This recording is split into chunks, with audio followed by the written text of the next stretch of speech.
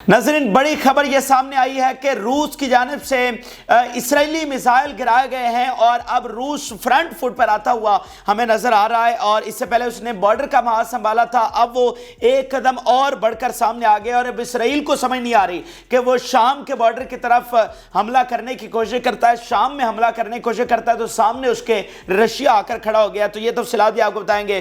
फिर यमन से कुछ और बड़ी खबरें हमारे पास आई हैं।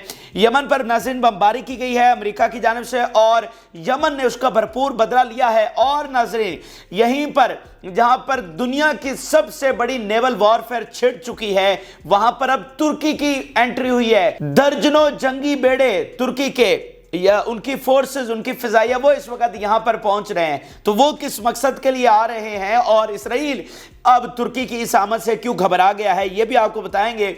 और ईरान की ऑयल और गैस पाइपलाइन पर नाज़रीन हमला किया गया। इसराइल पर बहुत सेंसिटिव ये हमला हुआ है और ईरान की जानिब से भरपूर जवाब लेने का ऐलान किया गया है। ये तफसीलात भी आपको बताएंगे। और आलमी अदालत में नाज़रीन रशिया का सही खड़ा सामने आया और सही तरह से उसने धो के रख दिया अमेरिका और इसराइल को।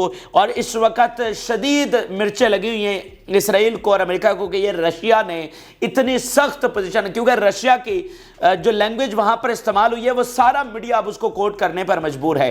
तो ये बड़ी ज़बरदस्त तफसीलात हमारे पास आ चुकी हैं, तमाम आपके साथ शेयर करेंगे। जिन लोगों ने चैनल को सब्सक्राइब नहीं किया उनसे रिक्वेस्ट है कि चैनल को जरूर सब्सक्राइब कर लें और बेल आइकन को भी जरूर प्रेस करें ताकि हर आने वाली वीडियो आप तक पहुंच सके। नाज़रीन, सबसे पहले, और वैसे तो सारी बड़ी खबरें हैं, लेकिन वन ऑफ द टॉप जो न्यूज़ इस वक्त बनी हुई है रशिया के हवाले से कि रशिया ने जनाब जो इसराइली मिसाइल हैं उनको गिराना शुरू कर दिया है। रशियन मीडिया ने नाज़रीन ये रिपोर्ट किया है और वो बता रहे हैं कि Russia have shot down 10 guided bombs and 3 cruise missile launched by Israel toward Syria. के 10 गाइडेड मिसाइल और 3 क्रूज मिसाइल जो इसराइल की तरफ से शाम को फायर किए गए थे, उनको रूस का जो एयर डिफेंस जो वहां पर डिप्लॉयड है उसने नाकाम बना दिया, उनको मतलब हवा में तबाह कर दिया।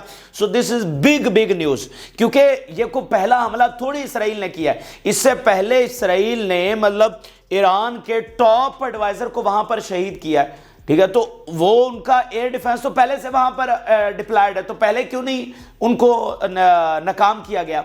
तो ये देखें ना, स्टेप है यार। रशिया आखिरी पहलवान है जब उसने उतरना है और जब रशिया आएगा तो समझे वो तीसरी आलमी जंग होगी। तो ये मतलब ये स्टेप बाय स्टेप चीजें होंगी ना।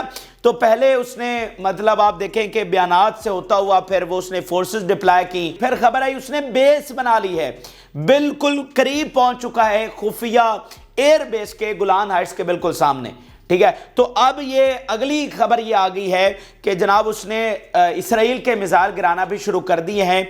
तो ये अगर आप देखें तो इससे आगे भी रूस बहुत बड़े सरप्राइज इसराइल को देने जा रहा है, लेकिन चीज़ें बड़े एहतियात से और बड़े तरीके से की जाती हैं। इस वक्त जो रशिया की टॉप प्रायोरिटी वहां पर है वो है लेबनान को असलहा देना, क्योंकि जो असल जंग यहां पर होने जा रही है वो हिजबुल्लाह की जंग होने जा रही है। बात मैं आपको पहले भी बता चुका हूं, एक बार फिर बता रहा हूं। जो इस पूरे रीजन को अपनी लिपेट में ले लेगी। फ्रंट पर जो लड़ रही होगी वो हिजबुल्लाह लड़ रही होगी, देन फिर पीछे कंट्रीज उनको सपोर्ट कर रहे होंगे एंड देन फिर वक्त आने पर ये मुल्क भी आएंगे। और नाज़रीन, सबसे पहले हिजबुल्लाह मैदानी अमल में आएगी, उसके बाद फिर ये बाकी मुल्क आएंगे। और उसमें एक सियासत है कि हिजबुल्लाह का मतलब हिजबुल्लाह ही है, वो एक तंजीम है, मुल्क नहीं आ रहा इस जंग में। तो उससे क्या होगा कि इसराइल के जो इत्तेहादी हैं यानी अमेरिका है या बाकी इत्तेहादी हैं, उनको जवाब नहीं मिलेगा कि वो अपनी फोर्सेस भेज सकें, ठीक है ना। जब मुल्क आ जाएंगे, मतलब 2-3 मुल्क अचानक इसराइल पर हमला कर देते हैं, तो अमेरिका के पास पूरा जवाब है कि वो अपनी फौजें भेज दे।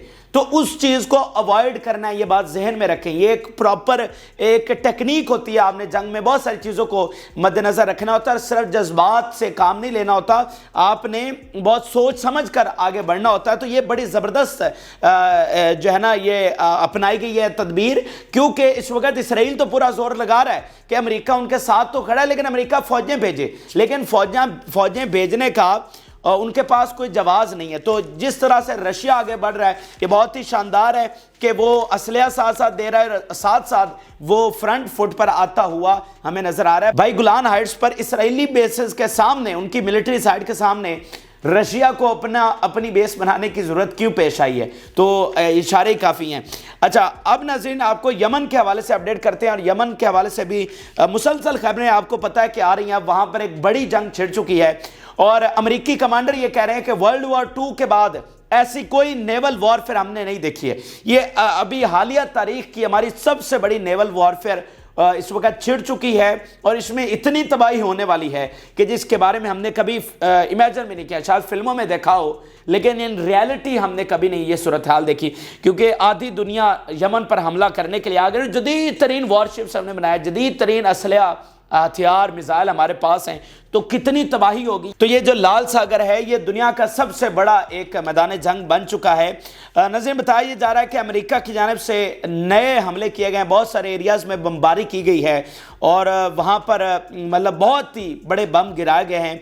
ये सिटी ऑफ हुदैदा बताया जा रहा है, जो कि बहुत बड़ा गवर्नेट है, हुदैदा पोर्ट भी है, सिटी भी है, तो उसके एरियाज़ हैं। अलजा एरिया सबसे बड़ा, उस पर बहुत ज़्यादा बम गिराए गए हैं। फिर ये आप देखिए, Yemen says US renews targeting रास सीसा एरिया विद 4th रेड, कि मतलब बार बार आकर एक दफ़ा बमबारी की, फिर दूसरी दफ़ा कुछ वक्फे के बाद फिर दोबारा आ गया, इसलिए वो कह रहे हैं दे रीन्यू द बम्बार्डमेंट।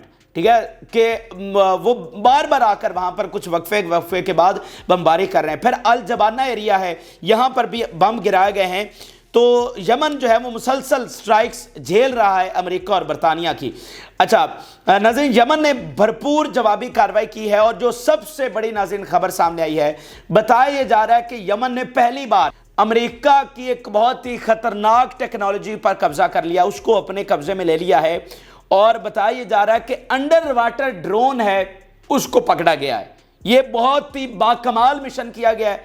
अमेरिकी मीडिया बता रहा है कि ये हो कैसे गया, मतलब ये कैसे आपने ये यमन के पास ऐसी सलाहियतें कहाँ से। अगर आप देखें, इसका नाम है रीनस 600, और बताया जा रहा है कि ये अमेरिका की जानिब से बनाया जाने वाला अब तक का सबसे लेटेस्ट ड्रोन है, यानी इससे जदीद तरीन ड्रोन उनके पास नहीं है। ये सबसे नंबर 1 सबसे जदीद तरीन ड्रोन है उनका, तो वो यमन ने पकड़ लिया भाई, और वो भी अंडरग्राउंड है। तो ये कहां से सलाहियत आ गई यमन के पास?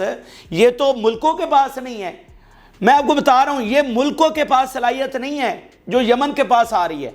तो इसका रूट कॉज डायरेक्ट चाइना और रशिया है। ये सारी टेक्नोलॉजी चाइना और रशिया उनको दे रहे हैं। तो आप अंदाजा लगाइए, जंग तो हथियारों की बर्तरी पर ही जीती जाती है ना भाई। तो उनका जो सबसे जदीद तरीन हथियार है, जो सबसे सुपीरियर हथियार वो समझते हैं कि इसकी टक्कर का कोई नहीं है, तो उनकी टक्कर दे दी है यमन ने। यानी इस वक्त B1 B2 बॉम्बर है अमेरिका का एक त्यारा, जिस $1 बिलियन से वो बनता है। वो कहते हैं इसका कोई तोड़ नहीं है, तो सुपीरियर हो गया ना। अगर रशिया उसका तोड़ निकाल लेता है तो फिर बर्तरी रशिया को हो जाएगी। सेम इसी तरह ये जो अंडर वाटर ड्रोन है, ये उनका सबसे सुपीरियर है, तो इसका तोड़ उन्होंने निकाल लिया, जिसका अमेरिका को बिल्कुल जो है वो तवक्को नहीं थी। और इनके मुकाबले में यमन को रशिया ने अंडर वाटर ड्रोन दिए हैं जो अमेरिका से ज्यादा तगड़े हैं, जिनको अमेरिका डिटेक्ट नहीं कर पा रहा। और अमेरिका ने तशवीश का इजहार किया है कि रशिया के बनाए गए जदीद तरीन ड्रोन जो हैं अंडर वाटर ड्रोन, यानी ये आबदोज की तरह होते हैं, जैसे सबमरीन नहीं होती, ये उसका काम करते हैं। ये अंडर वाटर जाते हैं और जाके टारगेट के साथ हिट कर जाते हैं। तो यमन जो है वो अमेरिकी जदीद तरीन ड्रोन्स को पकड़ रहा है, अंडर वाटर ड्रोन्स को, और जो उसको मिले हैं रशिया की जानिब से, उनको अमेरिका नहीं डिटेक्ट कर पा रहा। तो ये अभी आगाज है, आगे आगे देखिए होता क्या है। फिर नाज़रीन, एक जहाज को निशाना बनाया गया है, 40 नॉटिकल माइल्स बताया जा रहा है वेस्ट ऑफ यमन से, 40 नॉटिकल माइल्स का ये फासला है जहां पर ये वाक़या हुआ है। अब नाज़रीन, यहीं पर एक और बहुत बड़ा वाक़या हुआ है, और तुर्की की नाज़र एंट्री हो गई है उस रीजन में जहां पर दुनिया की तारीख की सबसे बड़ी नेवल वॉरफेयर छिड़ चुकी है। मतलब जो इस वक्त पूरी दुनिया की नज़रें जहां पर लगी हुई हैं, जहां पर यूरोप आकर, अमेरिका आकर, ऑस्ट्रेलिया आकर और कनाडा आकर, वो उन्होंने अपना मतलब रशियन और चाइनीज़ भी बैठे हुए हैं, मतलब सारी दुनिया लिटरली जहां पर आकर बैठ गई है, और वहां पर तुर्की की एंट्री हो गई है, जो कि यूरोप के लिए और अमेरिका के लिए, अब इसराइल के लिए ख़ास तौर पर यह बड़ी परेशानी है कि भाई अब तुर्की यहां पर क्या लेने आ गया है, और दर्जनों जंगी बेड़े उसकी फोर्सेस यहां पर एंटर कर गई हैं। अब یہ ناظرین اگر یہ نارمل صورتحال ہوتی، یمن کی جنگ نہ چل رہی ہوتی تو شاید یہ کوئی بڑی بات نہیں تھی، لیکن جس طرح کی صورتحال چل رہی ہے اور جو ریجن کی اس وقت سیاست ہے خاص طور پہ افریقہ کی، یعنی یمن کے سامنے جو دو تین چار بڑے کنٹریز ہیں ان میں تو خاص طور پر ایک بڑی سیاست چل رہی ہے، رشیا اور چائنا کی امریکہ کے ساتھ، یورپ کے ساتھ خاص ٹسل چل رہی ہے، تو وہاں پر اب ترکی نے اتھارٹی آ کر سنبھال لیا ہے۔ ناظرین ہوا یہ ہے کہ صومالیہ نے یہ ہینڈ اوور کر دیا اپنے ٹیریٹوریل جو واٹرز ہیں، یعنی صومالیہ یہ ہارن آف افریقہ مطلب صومالیہ وہ سارا ہے، تو یہاں پر جتنی بھی ٹیریٹری یعنی ہر ملک کی ایک جو ہے نا اس کو دی جاتی ہے ملکیت دی جاتی ہے پانی کی، کہ اس حد تک اتنے نوٹیکل مائلز یہ آپ کا پانی ہے، تو وہاں پر جو ساری ملکیت ہے صومالیہ نے وہ ترکی کے حوالے کر دیا کہ آپ یہاں پر آ کر حفاظت کریں۔ اب دیکھیے Somalia hands over its territorial waters to Turkey under newly signed defence deal. پھر وہ کہہ رہے ہیں Somalia prime minister says it is a historic day for the country, کہ یہ جناب ایک ہمارے لیے تاریخی دن ہے۔ صومالیہ یہ بتا رہے ہیں Somalia makes deal with Turkey to bolster naval force. اب ناظرین ہوگا کیا کہ ترکی جو ہے وہ صومالیہ کی جو نیوی ہے اس کو لاجسٹک بھی فراہم کرے گا اور ان کو ٹریننگ بھی دے گا، اور یہ ان کی نیوی کو ٹرین کرے گا۔ اب یہاں پر ترکی کی آنا یہ زیادہ غیر معمولی کیوں ہے؟ ناظرین یہ ذرا صورتحال کو سمجھیے، کچھ اس حوالے سے دیگر ایشوز میں ان معاملات کا ذکر آیا تھا، تو شاید آپ اس کو ریکال کر سکتے ہیں، جو میں نے آپ کو پہلے ایک ویڈیو میں بتایا تھا کہ افریقہ سے کرائے کے قاتل امریکہ اور اسرائیل استعمال کر رہے ہیں غزہ اور یمن میں، اور اس پلان کو رشیا اور چائنا نے ناکام بنا دیا ہے۔ تو اسی میں یہ بھی تھوڑا سا میں نے پہلے ذکر کیا تھا، لیکن اب ترکی کے آنے کے بعد وہ معاملات بالکل ہی اس میں غیر معمولی صورتحال اختیار کر گئے ہیں۔ ناظرین یہ صومالیہ ہے، اور صومالیہ کا ایک حصہ الگ ہو چکا ہے صومالی لینڈ، یعنی ایک پورا ملک تھا صومالیہ اور اس میں ایک سیپریشن ہوئی اور صومالی لینڈ بن گیا۔ اب یہ صومالی لینڈ اس کو کوئی ریکگنائز نہیں کرتا، یعنی وہاں پر ایک گروپ تھا جس نے ایک خاص علاقے پر قبضہ کر لیا، اس کے ریکگنائز نہیں ہے وہ۔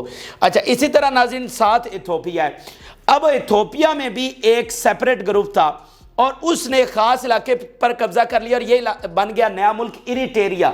اب ایریٹریا بھی اس طرح سے ریکگنائزیبل نہیں ہے، لیکن اس پر ایک خاص گروپ کا قبضہ ہے۔ اچھا جب یہ ایریٹریا بن گیا الگ سے، تو ایتھوپیا درمیان میں لینڈ لاک کنٹری بن گیا، یعنی اس کی سمندر کے ساتھ جو رابطہ ہے وہ ختم ہو گیا۔ تو ایتھوپیا نے ابھی ریسنٹ اب وہ کوشش کر رہا ہے کہ سمندر تک اس کی رسائی ہو، کسی بندرگاہ تک ہو، تو اس نے صومالی لینڈ کے ساتھ معاہدہ کیا کہ آپ ہمیں راستہ دیں، تو صومالی لینڈ نے کہا کہ ٹھیک ہے ہم آپ کو راستہ دیتے ہیں سمندر تک۔ 3 دنوں کے بعد اس نے یہ کینسل کر دیا، اور پتہ یہ چلا کہ یہ معاہدہ کس نے کینسل کروایا، تو پیچھے وہ بڑی طاقت تھی۔ تو اب ناظرین اس نے کیوں کروایا؟ کیونکہ ایتھوپیا میں چائنا آ کر بیٹھ گیا ہے، چائنا وہاں پر ڈیمز بھی بنا رہا ہے، ڈیولپمنٹ بھی کر رہا ہے، اور یہاں پر اپنی بیسز بھی بنا رہا ہے، کیونکہ یہ اسٹریٹجیکلی یہ بہت امپورٹنٹ ہے، یہ ہارن آف افریقہ، یہ باب المندب، یہ مطلب ساری دنیا کی ٹریڈ یہاں سے ہو رہی ہے۔ تو جبوتی میں فرانس کی بیسز ہیں، ٹھیک ہے، اور ادھر سامنے یمن ہے، یمن پر کسی کی نہیں ہے، تو یہاں پر ویسٹ کی ایک طرح سے پریزنس ہے، تو اب یہ چائنا کی پریزنس وہاں پر بڑھنے جا رہی تھی، تو اس کو امریکہ نے بڑے زور لگا کر روکا ہے۔